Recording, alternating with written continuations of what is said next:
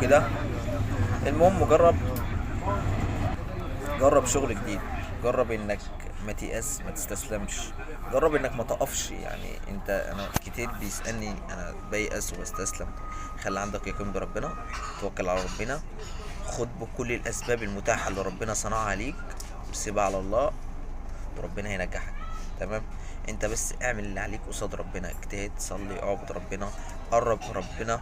تمام. حاول دايما. مشكلة كل واحد دلوقتي بيقابلني، انا تعبان، انا مش عارف كذا، أنا. كل ده عشان انت مش مقرب من ربنا. انت لو مقرب من ربنا كل ده هيكون ولا حاجة. تمام.